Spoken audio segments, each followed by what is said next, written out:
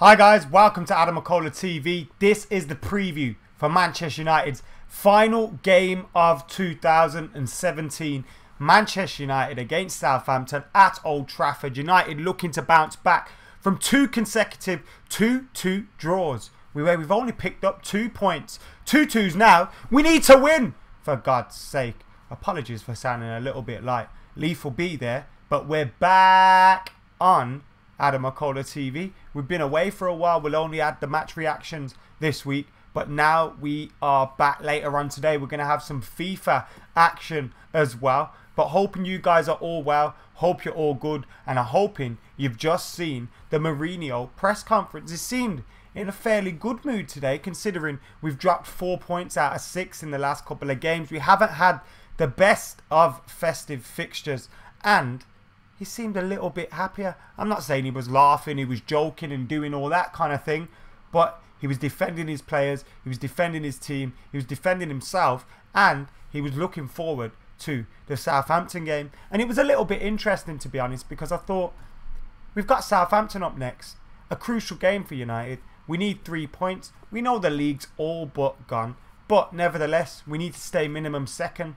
and we need to keep the teams below us. So we need to get 3 points and bounce back. And we've got Southampton, a team that, yes, we've enjoyed a good record against. 2 out of the last 18 games we've played against them, we've lost. So we've got a very good record against them. This year, this calendar year alone, we beat them at Old Trafford. Sorry, we beat them at Old Trafford last year. We beat them at St Mary's this season 1-0. And we also beat them at Wembley in the EFL Cup final 3-2. So going into this game, it's a big game for United against a decent team who haven't been playing well this season. And we got one question about our opponents. I say one question about our opponents. The question was about Virgil van Dijk, who's a current player at Southampton, obviously joining Liverpool from the 1st of January. But we got a question about Southampton that was about a player that was leaving, so it wasn't really about Southampton. And that was it. That is the state of the media at the moment. Looking for clickbait articles, looking for things that Jose can say so they can clickbait the fuck out of it. Now, what Jose Mourinho said about that was pretty fair, to be honest. He said, look, Virgil van Dijk, he may not be as good as Maldini, Ferdinand, Beckenbauer. I'm not sure on the other defenders he named, but he mentioned a few great defenders. And look, he said he may not be them, but this is the day and age that we're in now. £75 million is a lot of money, but if Liverpool wanted the player, they had to pay that money to get him. And so what he was saying was fair play. But I guarantee Saturday's papers, Friday night's websites and all that stuff will have some sort of headline saying Mourinho has slammed Virgil van Dijk's transfer to Liverpool. We'll just wait on that one. So if any of you guys see things like that, then hit me up on Twitter at McKola with the links to it, and we'll have a laugh at it, shall we?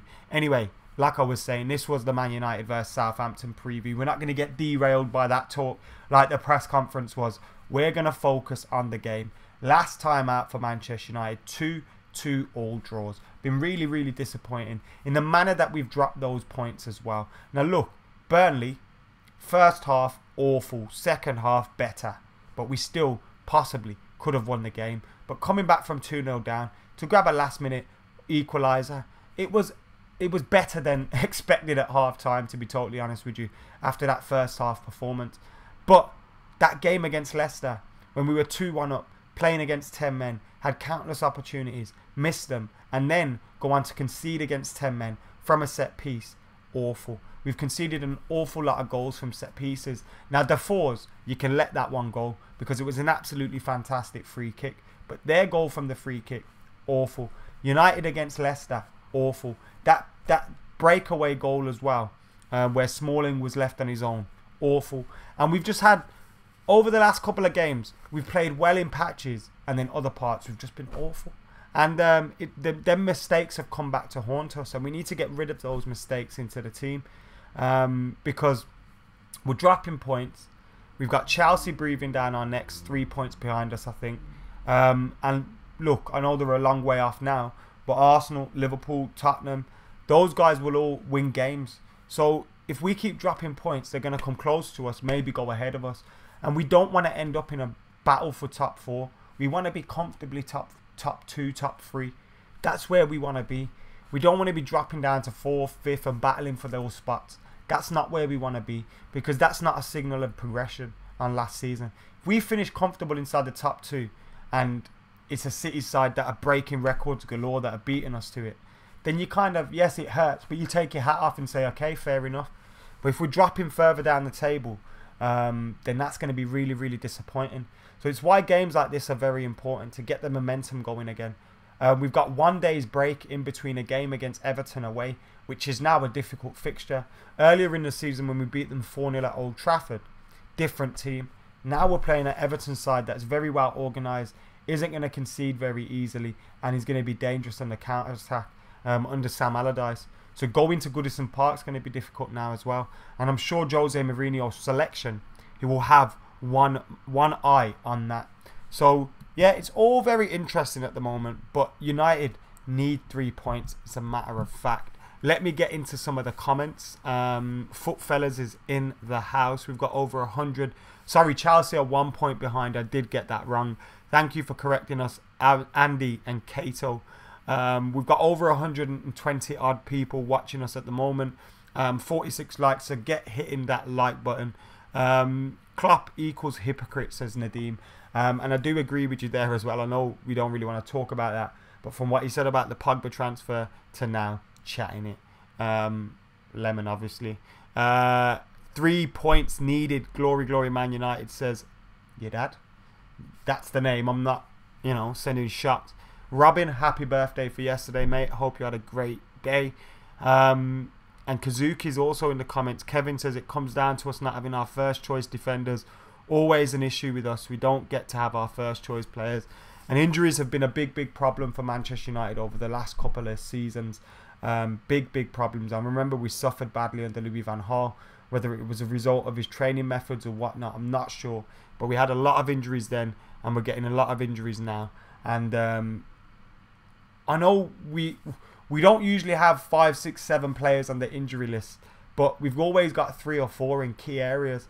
And if you look at the moment, it's Carrick, Fellaini, Bailly, players that would play down in the middle of the pitch, players that we could bring on in games, players that we could start in games to give us a bit of extra going forward or in defence. And yeah, it is really, really annoying. We're closer to 6th now than 1st, as Mr. Bills. I didn't think of that before, but that is an awful thought, for God's sake. Imagine City bottled the league, says Temi. That is always it's 15 points, 5 games. Are they going to win? Are they going to lose 5 games and United win 5 more games than them? Probably not. But then that's if they stay in this form. The wheels could fall off. It'd be an almighty fall off if it happened. But you never know, and that's why you got to keep going. After the past couple of weeks, if there were any Lingard haters still around, they ain't true United fans. The boy gets the club. His passion has shined through this season, says Gov Bandicoot. Regardless of whether he gets the club and his passion, which of course I agree with as well, Jesse Lingard is a very good player. And people need to just realise this now. This season, I think he's got 9 goals, 4 assists, I think it is, in all competitions. He's got a fantastic record in the Premier League. He's making goals, scoring goals, 2 crucial goals at Arsenal, 2 crucial goals against Burnley, a crucial goal against Watford. He's scoring goals, he's making chances, he's getting opportunities in his favoured position as well, which is just off the striker. But the best thing about Jesse Lingard is his selflessness.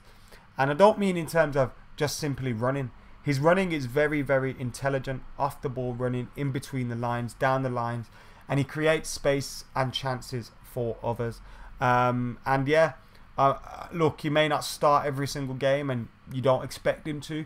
At Manchester United, you expect to have a big squad, you expect to rotate, but Jesse Lingard deserves to be a part of that, and he deserves, at the very least, support from his fans and from Manchester United fans, because not only is he one of us, but he's a very good player too.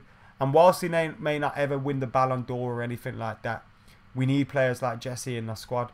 So yeah, he does deserve a little bit more respect. Fantastic player, and he's not given credit for his good footballing ability. People seem to think everything he does is by chance. I remember speaking to his old man, and I chatted to his dad about his progression at Manchester United and how at 16, 17 years old. I know this is common knowledge about Fergie as well, what Fergie said to him. But I spoke to his dad a little bit more in depth about it. He was in Stockholm after the Europa League final. And basically, Jesse was told at a young age that he'd need to go away and get better and come back to Manchester United. Fergie said 22, 23 years old. Jesse and them were thinking, nah, never. We want to stay. But they went out on loan. Leicester, Derby.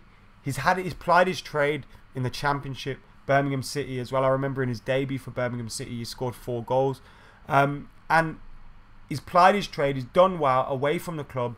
Come back. Whenever he's had an opportunity, he's taken it. Now he's approaching 25, 26. He's approaching his peak years. He's going to get better as well. And we need to stand by him, man. This boy's going to get better at Manchester United. We should switch our focus to the Champions League, says Shuno. I don't want to see that happen, mate.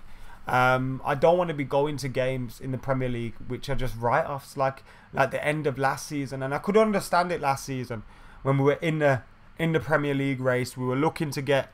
when we were in the Europa League race, we were looking to win the Europa League. I could understand it in February, March, April when we kind of tossed off a lot of Premier League fixtures. But now, in December, January, to kind of just say, fuck it, let's look at the Champions League. And also, the Champions League ain't the Europa League. The Champions League is not the Europa League. We cannot just say, if we focus really hard on this, we'll win it. We can focus really hard on the Champions League and get knocked out in the next round. That's the reality of it. It's a very difficult competition to win. And if you're throwing all your baskets into the Champions League, then, throwing all your eggs into the Champions League basket, and then at the end of the season, you don't win the Champions League and you fall out of the top 4 spots. It's going to be Europa League time again next season. And I ain't ready for that. I don't want to go back to the Europa League. Ever. Ever. Forever, ever. Forever, ever. Never, ever go back to the Europa League. So please don't talk about that. Griezmann or Dybala, says Bilgi. There's been rumours about Dybala recently, hasn't there? There's been a lot of rumours about Dybala. Yeah, I like them both. I'd go with difficult one, you know. Griezmann, I don't know, toss up a coin, take either of them. Yes, D, what's going on, bro? Hope you well. 2018's coming. Need to link up ASAP January. Still salty about the 2-1. I've never been salty about anything. Well, I've been salty before, but you know, can't be salty when really gotta just be. Fuck them. We need better players. Too much deadwood, says I hate the words deadwood, but I do agree with you as well. Still salty about our 20 titles, says Jose. Mourinho in the comments. Need to get behind the team. Just concentrate on us. Dybala is younger. I'd take him in the long term, says Haldo. Matt Weston says Martial is back. Yes, team news being Valencia is likely to miss out. Bailly, Fellaini, Carrick, we know they're out, so we've got none of those 4 players. Valencia a big miss for Manchester United as well, especially at right back. I think defensively is better than Ashley Young. Going forward, probably as good as Ashley Young, but we're going to miss Valencia there at right back if he's not available.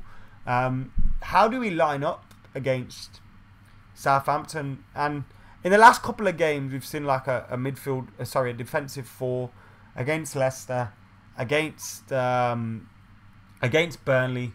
Do we go with that back 3 and 2 wing backs now again? Because that's given us a little bit more stability at the back while still allowing us to play forward and attack as well. And I think it's something that Jose Mourinho may think about going with, because when you play with that and you allow your Shaws or your Youngs or whoever plays at wing back to get forward, they've got that protection of the back 3 still there. If you've got Daley Blind on the left side, Lindelof, whoever, they can drift across, cover their fullback. Same on the right side as well. So you've got that protection with the 3-4-1-2. And I think having leaked so many... I know the goals have come from set pieces and stuff, but I think against Leicester City, that Vardy goal doesn't happen if we play with a back 3. But then some might say we don't, you know, go into a 2-1 lead if we play with a back 3. That could be an argument, although I may not agree with that one. But How do we play? 4-3-3, 3-4-2-1. The Little Biscuit says 4-3-3. 3-4-2-1 says Alex. Temi says 3-5-2. 0010 says Rashid. And Sina, on a completely unrelated topic, says I don't think we'll sign any new players in January. I think we'll go with the 3-4-2-1/3-4-1-2. Joshua wants to see a 4-3-3. I'd love to see us go with a 3 in midfield. But while we haven't got a full selection of midfielders and Herrera's out of form and all that stuff, I can't see us going with a midfield 3. If you remember at the start of the season when I was saying the reasons why I didn't think we'd play Rashford and Martial at the same time together was because of the fact that Rashford and Martial playing together meant that we had no striker on the bench. Same with if we play 3 midfielders at a time. It's leaving us with a lack of midfield options on the bench and in the squad. So we need to be aware of that. And I think the tactics will be dictated by what's available in the squad as well, which is obvious. FIFA Friday is coming later, Usman. Nadeem says, Adam, I told you that Young should never play in a back 4. I don't know why you need to tell me, bro. I'm already well aware of Ashley Young's defensive inefficiencies. Individually, the players need to up their game and give Jose, as if we finished our chances this season, we'll have a lot more points than we currently do. Says Dean, and I totally agree with that as well. Leicester City, you look at Leicester City, couple of opportunities there. We're 3-4-1 up. They score that goal at the end. It's a consolation. They probably don't even score that goal if it's 3-4-1 up. Burnley, we had a few more opportunities in the second half. We get that 2-2 goal earlier, we win the game. It's as simple as that. Stoke City, I remember that game. We could have won that. Should have put that to bed. There's been, Huddersfield as well. There's been a few games this season where we could have and should have done better, but didn't. Really disappointing. But then, when you look at City's record, I fucking hate doing it, but it's true. When you look at their record, it's just ridiculous. So even if United would have kept up with that and say lost a game and drawn a game or 2, we'd still be behind them. It's fucking unreal. That's why you kind of feel like it will fall off soon. Mark says 3-4-1-2. Tebby says 3-5-2. Mark Harris says 3-4-1-2. Sorry, I read that out twice. And Ibra has been crap, says JK. I agree with the comment, but I don't agree with the sentiment. I wouldn't call him crap when he's just come back from his injury. And he did grab us the equaliser against Bristol City as well. John's in the comments. How you doing, mate? Hope you're doing well. See you soon as well. Got dinner arranged soon, innit? Apparently. Lingard missed the City versus Burnley. Oh, yeah. I thought it was Lukaku at the time. It was a very good save from Nick Pope, though. But, yeah, he should have scored that. And he did admit so in his post-match press conference. Blasted it at him. When you think if he hits it any softer, it goes in. Crazy. Football is my life. FIFA is my dealer. Thank you for the nice comment, mate. Interesting name as well. But love, thank you very much. Anyway, been speaking about what formation we should go, and I should have been asking you guys what formation you think we should have as well. Which brings me right onto this one. This is my team for this game. I've gone with a 3-4-2-1 formation. I've gone with David De Gea in goal. Jones, Lindelof, Smalling. Save Rojo for the game against Everton. Play Lindelof in this game. Young, Pogba, Matic and Luke Shaw. Hopefully Valencia is getting back to fitness. And if he is, I'd imagine Jose Mourinho wouldn't rush him back in. So play Young at right back, Shaw at left back. Play with that back 3 in order to give him a little bit more protection. Pogba and Matic as well in the middle. That's obvious, isn't it? And it looks like Pogba will keep the armband. He's been our captain for the last couple of games. I wonder if that will become a permanent thing next season. I wouldn't mind it, to be totally honest with you. Although, does he really need the armband? Probably not. Lingard and Martial just off Romelu Lukaku. Martial back in training this week. I would like to see him starting this game. And Lingard as well deserves a start after coming off the bench against Burnley to grab 2 goals in a 45 minutes cameo. He deserves to start this game. So that's my team. David De Gea, Jones, Lindelof, Smalling, Young, Shaw, Pogba, Matic, Lingard, Lukaku and Martial. Martial's back in training, Gov. Back in training. Smalling isn't fit. Is that what you guys are saying? Alright then. let me change this team then. If Smalling isn't fit, Rojo will start. So if that's the case, I'm going to make that change right about now. You just wait on it, guys.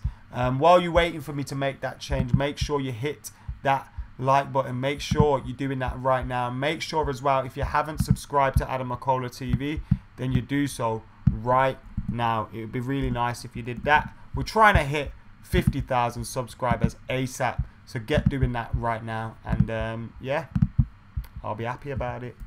Who we got next? MUNSOU11. Replace that. Boom! So there you have it. It should come through on your screen very shortly. I have changed my team. And I brought Smalling out for Marcos Rojo. Yes. Argentina.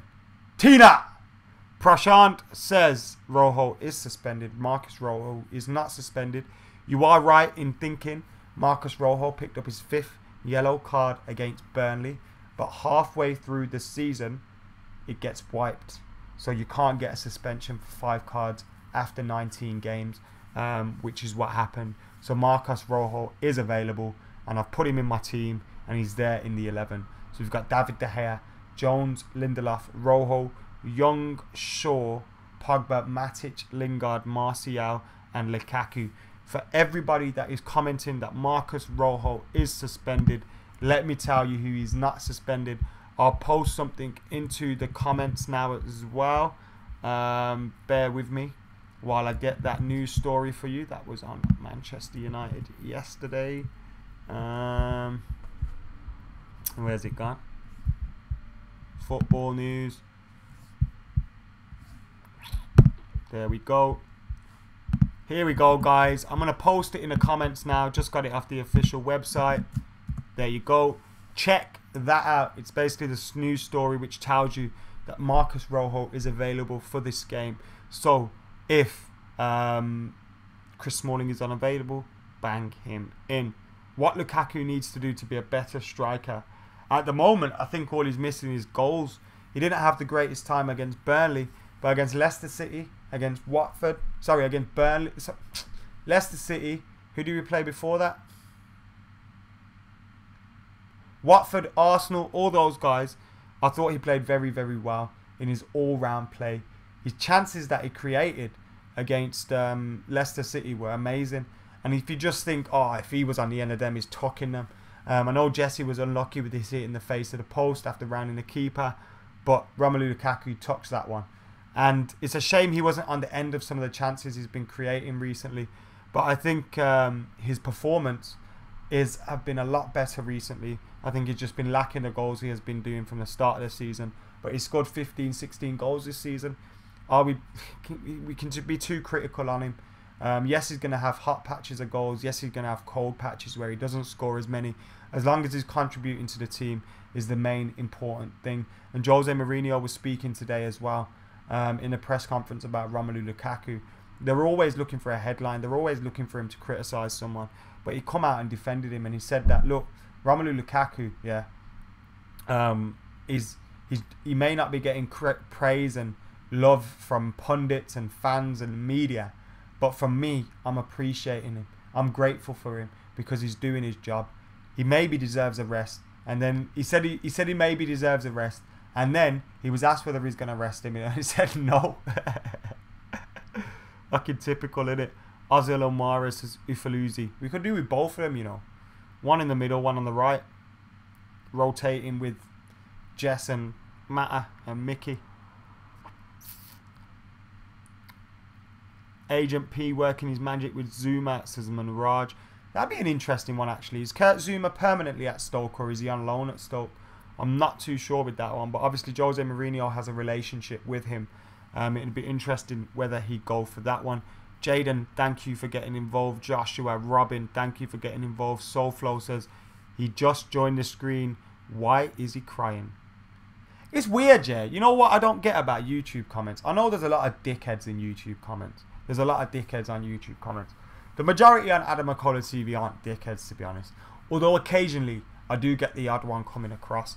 And what I don't get yet is people will watch a video or they'll click on a video where someone like myself is talking about something, breaking something down, maybe criticising someone, but really not being overly reactive. And then they'll say, why is this guy crying? Shut the fuck up. You were the one crying under your stairs, you bitch.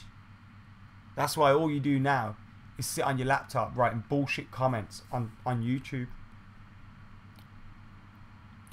I got trolls. I got trolls. I'm gonna bring the remix out. Watch it. It's coming. Trolls. Trolls. I miss Nate Dogg, man. What a fucking legend Nate Dogg is. We've reached 100 likes. Thank you very, very much. Bushcam only comes in European games when it's easier to get into Carrington.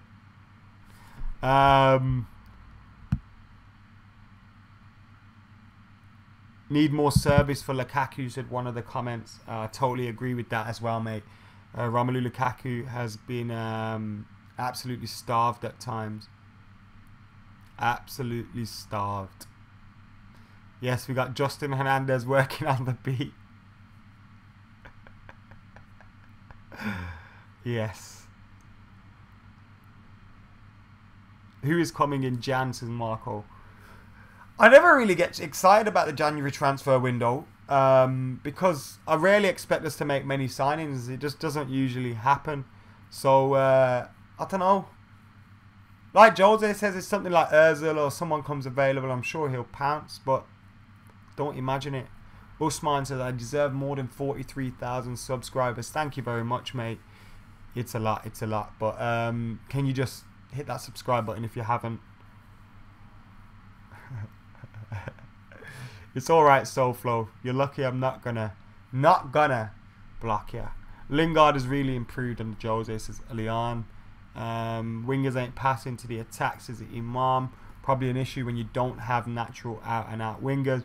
It was always going to become a problem when Rashford and Martial hit a tricky patch of form that the goals do dry up, and Mkhitaryan as well. If you look in all our wide areas, Mkhitaryan, Mata, Lingard, Martial, Lukaku, Rashford, all them guys, only really Lingard and Mata are in goal scoring form at the moment. Who's the next young player I want to see come through, says Jose Mourinho, the reborn one.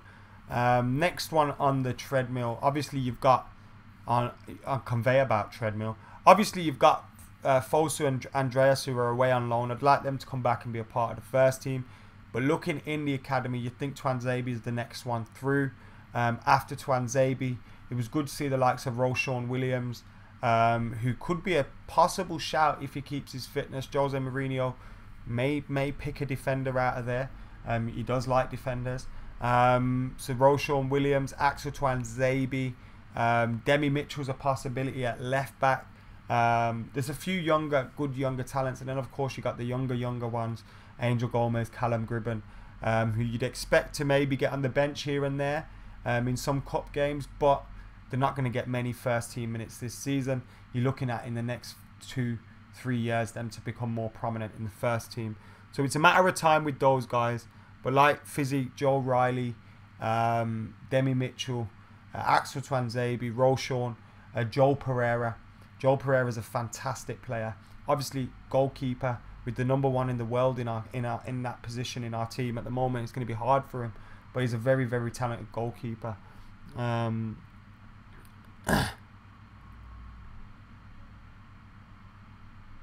Yes, Scott, how you doing, mate? I did have a great Christmas. I hope you did too, and I hope everybody else watching had a very, very good Christmas. Today, we're talking about Manchester United's final game of the year. It is against Southampton, who have been stripped of Virgil van Dijk this week. They've got no Charlie Austin, no Ryan Bertrand, who are out through injury. Obviously, the likes of Shane Long, Nathan Redmond can cause Manchester United problems and pose a threat to Manchester United. But since Southampton lost to Manchester United earlier in this campaign, which is about 16-17 games ago, I think it was in August. Since Southampton lost to Manchester United, they have only won 2 or 3 Premier League games. They've lost about 15 14, 15. They've not won in. So their record is awful. Out of the last 15, eight out of the last 15 league games, they've only won 2. The run that Southampton is on is absolutely dreadful. Dreadful! And they're coming to Old Trafford now. And you're thinking, Tottenham have just beaten these lot 5-2. United have got them. They're probably going to grab a draw. The same happened with fucking Burnley. Tottenham went to Turf Moor, beat them 3-0. They come to Old Trafford, grab a 2-2 draw. So United, obviously, the fact that Southampton have been beaten 5-2 by Spurs and are in a bad run of form at the moment, it doesn't mean we can take them lightly. We need to be at it. But I want to see us hit them from the off. I want to see us have a performance in the first half and in the second half, because that's what we need. We need to get the confidence back into this team. It was great to see the fighting spirit to come back from 2-0 down against a very good defensive outfit. But ultimately, we still dropped points in that game.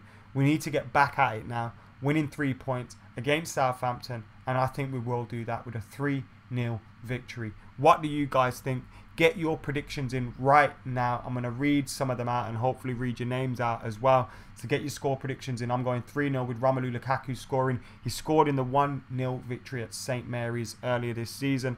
And I think he'll get a goal again for United to see the year out in goal scoring fashion. So get your comments in the comments below. What's your score prediction? I'm going to read some of them out now. Go, go, go!